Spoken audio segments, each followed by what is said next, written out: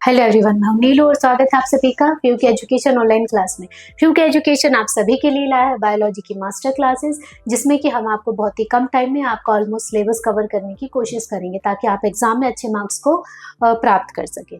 तो आज के इस क्लास में हम बायोलॉजी का चैप्टर 13 बायोडाइवर्सिटी एंड कंजर्वेशन के वेरी शॉर्ट क्वेश्चन आपके साथ में डिस्कस करेंगे। इससे पहले की वीडियोज में हम ऑब्जेक्टिव टाइप क्वेश्चन डिस्कस कर चुके। तो चलिए हम शुरू करते हैं। वेरी शॉर्ट क्वेश्चन नंबर 1, इसमें है जो आर्टिफिशियल इकोसिस्टम है वो हाईली प्रोडक्टिव होता है क्योंकि कम टाइम के लिए होगा, तो आप उनके दो नाम बताइए।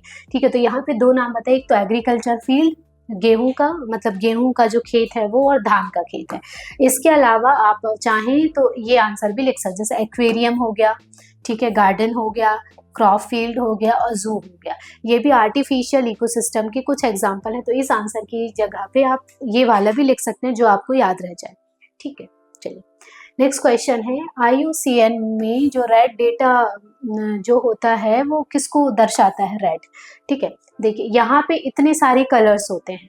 इस कलर में जैसे मेन इसमें पूछा है कि रेड ना, रेड क्योंकि इसका नाम ही रेड डेटा बुक। यदि मान लीजिए उन्होंने किसी स्पीसीज के आगे रेड कलर का ये सर्कल बना दिया तो इसका मतलब होगा कि क्रिटिकली एंडेंजर्ड है, मतलब इसके केवल 1-2 एनिमल ही बचे हैं। अब यदि इनको बचाना है तो एकदम बहुत ही रूल रेगुलेशन हमें बनाने पड़ेंगे, तभी ये स्पीसीज जो है बच पाएगी, वरना ये खत्म हो जाएगी।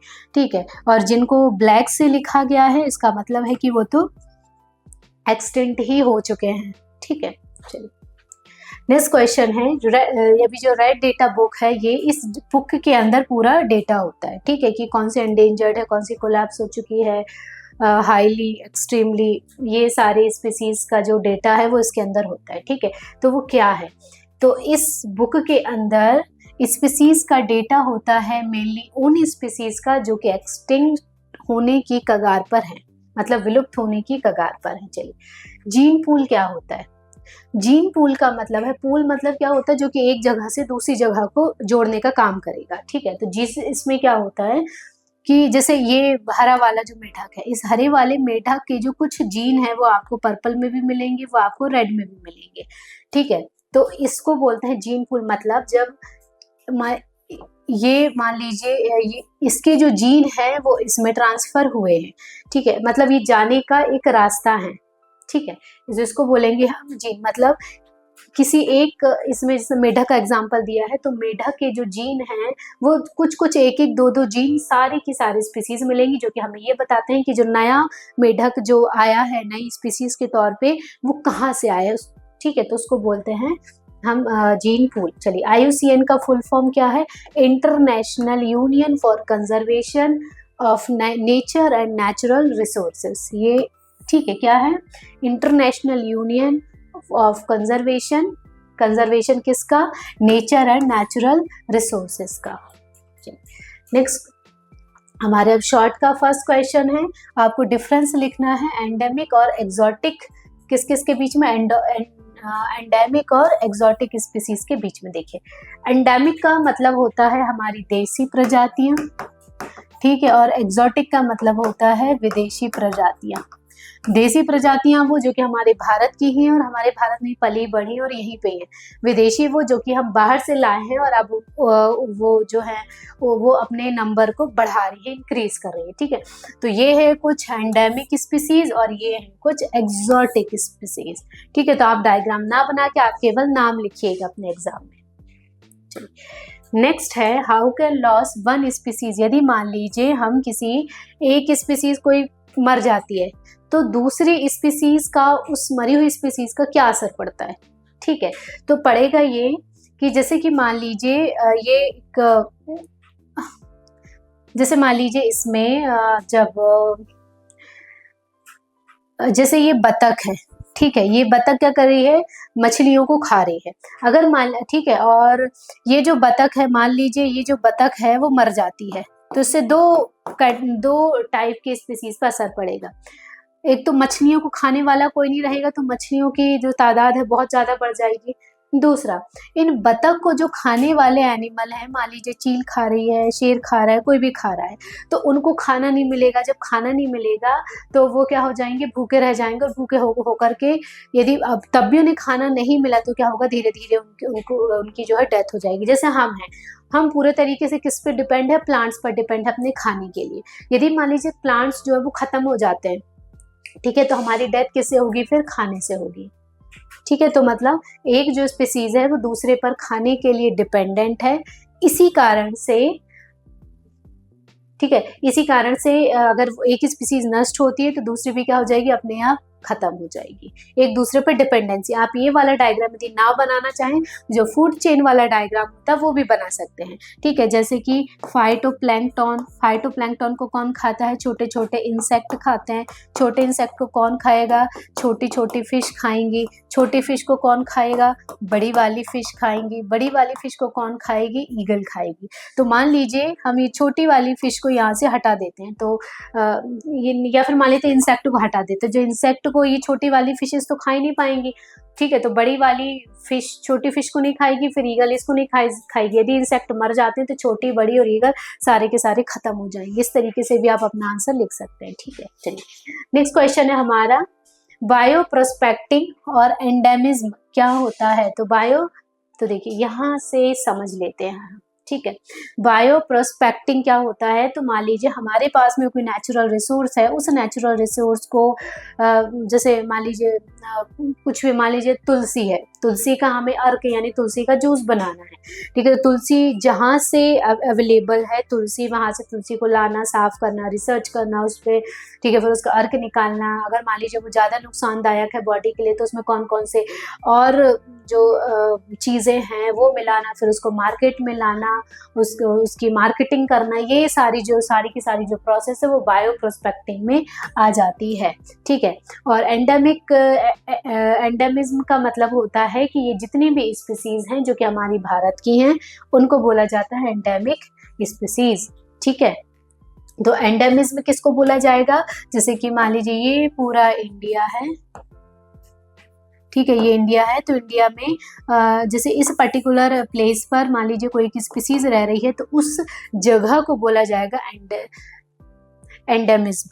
ठीक है, चलिए नेक्स्ट क्वेश्चन है हमारा, डिफरेंस लिखना है स्पीसीज डाइवर्सिटी और इकोलॉजिकल डाइवर्सिटी। देखिए ये डायग्राम में से बहुत सारी कवर हो जाएंगे। देखिए पहले स्पीसीज डाइवर्सिटी का मतलब, देखिए ये एक फिश है, लगभग उसी की साइज की एक ये फिश है, लगभग सेम है, लेकिन देखिए दोनों में कितना ज्यादा वेरिएशन है, इसलिए इसको बोलेंगे स्पीसीज डाइवर्सिटी। अच्छा, इकोसिस्टम डाइवर्सिटी का क्या मतलब होता है, इकोसिस्टम डाइवर्सिटी मतलब जैसे यहाँ पे एक ये फिश है, एक ये फिश है, कुछ ये यहाँ पे फाइटोप्लैंक्टन होंगे, कुछ कोरल्स होंगे, कुछ स्टार फिश है। ठीक है, ये कोरल हो गए यहाँ पे। ठीक है, तो यहाँ पे वैरायटी ऑफ एनिमल प्रेजेंट हैं जो कि अलग अलग स्पीसीज है, तो इसको हम क्या बोलेंगे, इकोसिस्टम डाइवर्सिटी। अब जेनेटिक डाइवर्सिटी इसमें है नहीं है क्वेश्चन में, लेकिन मैं वहाँ इसलिए बता रही हूँ। ठीक है, जेनेटिक डाइवर्सिटी क्या होता है, मतलब कि जैसे देखिए ये फिश है, इस फिश में ये जो लाइनें हैं वो थोड़ा सा अलग अलग है, तो बस ये इसको क्या बोलते हैं, जेनेटिक डाइवर्सिटी। जेनेटिक डाइवर्सिटी एक ही स्पीसीज में होती है। ठीक है, जबकि स्पीसीज डाइवर्सिटी अलग अलग स्पीसीज होंगी। ठीक है, ये हो गया, तो आप ये वाला डायग्राम बना करके आसानी से एग्जाम में समझा सकते हैं। चलिए नेक्स्ट क्वेश्चन है, can the diversity and productivity natural community constant, वहाँ क्या जो हमारी जो डाइवर्सिटी है, ठीक है, पूरे अगर दुनिया की ले लें, ठीक है, और जो नेचुरल जो प्रोडक्टिविटी है कम्युनिटी, क्या वो 100 सालों तक रह सकती है, तो नहीं रह सकती है, क्योंकि ये जो इकोसिस्टम है वो एक तरीके से टेम्पररी है। मौसम में बदलाव होने के कारण हमारे इकोसिस्टम में बदलाव हो गया, इकोसिस्टम में बदलाव हुआ तो जो डाइवर्सिटी है वो भी धीरे धीरे करके अपना जो बिहेवियर है, नेचर है, उसको चेंज कर देगी। ठीक है, ये अब नेक्स्ट क्वेश्चन है, why is a greater biodiversity, मतलब जो ट्रॉपिक और सब ट्रॉपिक लेवल, देखिए ये है अर्थ का मैप, इसमें ये जो ट्रॉपिक और सब ट्रॉपिक जो ये वाला रीजन है, ठीक है, उसमें बहुत ज़्यादा डाइवर्सिटी मिलती है। लेकिन जब यदि हम पोल पे चले जाएं, नॉर्थ पोल पे और साउथ पोल पे, तो वहाँ पे हमें डाइवर्सिटी कम देखने को मिलेगी। तो इसका रीज़न है यहाँ पे टेम्परेचर ठीक है, ह्यूमिडिटी भी ठीक है, ठीक है, यहाँ पे कई सारे टाइप के इकोसिस्टम अवेलेबल हैं, खाने के लिए बहुत सारी मटेरियल अवेलेबल है, इसी कारण यहाँ पे डाइवर्सिटी बहुत ज़्यादा है। लेकिन जैसे जैसे हम ऊपर या नीचे जाएंगे, टेम्परेचर कम होता जाएगा, ह्यूमिडिटी कम होती जाएगी, खाने के रिसोर्सेज कम होते जाएंगे, जिससे कि स्पीसीज यहाँ पे ज़्यादा देखने को नहीं मिलेगी। ठीक है, तो आप ये आंसर लिख सकते हो और इस आंसर के साथ ये वाला डायग्राम भी यहाँ पे बना सकते हैं। नेक्स्ट क्वेश्चन है, what are the factor determining species as threatened, मतलब कि जैसे ऐसे कौन से फैक्टर हैं जिनसे ये डिसाइड होता है कि कोई भी स्पीसीज अब एंडेंजर्ड हो चुकी है। एंडेंजर्ड मतलब कि अब एकदम खत्म होने की कगार पर है, अब यदि इसे नहीं बचाया जाता है तो ये विलुप्त हो जाएगी। ठीक है, तो इसमें कौन कौन से, पहला कि उनके नंबर में कमी होना। नंबर कैसे कम हो सकता है, जैसे शिकार कर ले, करंट लग के मर जाए, रेलवे ट्रैक क्रॉस करके मर जाए, आपस में लड़ाई करके मर जाए, ठीक है, तो उनके उसमें नंबर में कमी आ जाए। या फिर क्या हो, जंगल जो है, जंगल कट जाए, जंगल कटने से उनका जो घर है वो खत्म हो जाएगा, घर खत्म हो जाएगा तो वो रहेंगे कहाँ, तो जगह छोड़ करके जाएंगे, कंपटीशन बढ़ेगा, लड़ाई होगी और उनकी डेथ हो जाएगी। ठीक है, फिर है जो पोचर्स होंगे, मतलब जो शिकारी होंगे, वो कंटिन्यूसली यदि उनकी एक्टिविटी बढ़ती जाती है तो वो एनिमल का शिकार, हंटिंग करेंगे, जिसके कारण भी उनकी नंबरिंग में धीरे धीरे करके कमी आ जाएगी। ठीक है, चलिए नेक्स्ट क्वेश्चन है, जो एम्फीबियंस होते हैं वो अदर एनिमल के कंपैरिजन में क्यों अधिक संवेदनशील एक तरीके से होंगे। ठीक है, मतलब सबसे ज़्यादा जो एंडेंजर्ड कैटेगरी में आते हैं, एकदम जो विलुप्त हो चुके हैं, वो होते हैं एम्फीबियंस। एम्फीबियंस क्या होते हैं, जो कि पानी और जमीन दोनों पे रह सकते हैं। तो यहाँ पे एक एग्जांपल है इस मेढक का। इस मेढक को आपने जैसे अपने गांव एरिया में देखा होगा, लेकिन सिटी में देखने तो ये बहुत ही कम मिलेगा। ठीक है, और ये जो है अब एकदम विलुप्त होने की कगार पर, लगभग विलुप्त ही समझिए। ठीक है, तो ऐसा क्यों है, पहला है इनका हैबिटेट फ्रैगमेंट, मतलब इनका जो जगह है जहाँ पर ये लोग रहते हैं वो धीरे धीरे करके टूटता जा रहा है, विखंड हो रहा है। ठीक है, हैबिटेट डिस्ट्रक्शन मॉडिफिकेशन। अब जैसे कि मान लीजिए एक बार बारिश हुई, वहाँ पे तालाब था, ठीक है, अब तालाब जो है वो पूर दिया, मतलब उसमें कचरा घर बना दिया, फिर लोगों ने उसमें घर बना लिए, तो वो मेढक तो बेचारा नीचे ही का नीचे दबा रह गया। ठीक है, हाइबरनेशन के प्रोसेस में। अब है क्लाइमेट चेंज होने की, क्योंकि क्लाइमेट चेंज को लेकर के बहुत ही संवेदनशील होते हैं, ठीक है, कॉन्शियस होते हैं, इस कारण से ये जो है लगभग विलुप्त होने की कगार पर आ गए हैं।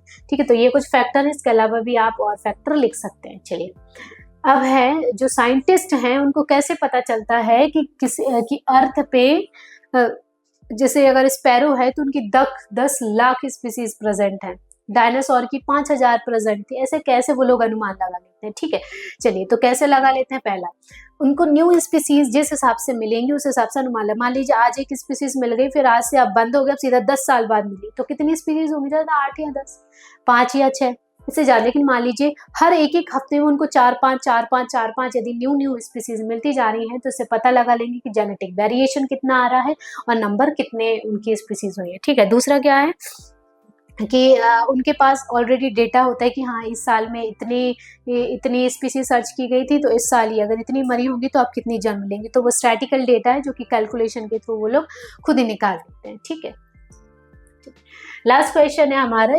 इसमें ह्यूमंस जो हैं वो बायोडाइवर्सिटी को किस तरीके से मतलब बायोडाइवर्सिटी किस तरीके से ह्यूमंस को लाभ पहुंचा सकती है। 2 फायदे लिखने हैं, लेकिन मैंने यहाँ पे बहुत सारे बताए ताकि कुछ तो आपको याद ही हो जाए। ठीक है, पहला है बायोडाइवर्सिटी से हमें क्या क्या मिलता है, हमें फूड, फाइबर, लकड़ी मिलती है। ठीक है, हमें कंस्ट्रक्टिव मटेरियल मिलता है, इंडस्ट्री हो चाहे घर हो, किसी भी चीज़ को बनाने के लिए। ठीक है, मेडिसिनल प्लांट्स, हमें मेडिसिन मिलती है, नेचुरल पॉलिनेटर्स मिलते हैं जो कि पॉलिनेट करते हैं, जिससे प्लांट्स की जो नंबरिंग है वो काफ़ी ज़्यादा बढ़ जाती है। सॉइल इरोजन जो है वो कम हो जाता है, फ्लड को कंट्रोल कर सकते हैं। ठीक है, फिर है हम वेस्ट को रिसाइकल माइक्रोब्स कर लेते हैं, जिससे हमें फ़ायदा होता है। फिर है न्यूट्रिएंट रीस्टोरेशन, जो न्यूट्रिएंट्स हैं वो जो नेचर से आते हैं वो नेचर में ही वापस चले जाते हैं। तो इस तरीके से बायोडायवर्सिटी हमेशा हमें लाभ ही पहुंचाती है, लेकिन हम क्या करते हैं, उनको नुकसान पहुंचाते हैं। ठीक है, तो ये थे हमारे कुछ वेरी शॉर्ट और शॉर्ट टाइप क्वेश्चन के आंसर। यदि आपको इनमें कोई डाउट है या आपको पूछना है एग्जाम से रिलेटेड, तो आप हमें नीचे कमेंट सेक्शन में बता सकते हैं। और हमारी आगे की और प्रीवियस वीडियो को देखने के लिए हमारे चैनल को लाइक और सब्सक्राइब कर सकते हैं, ताकि टाइम टू टाइम आपको नोटिफिकेशन मिलता रहे। Thank you.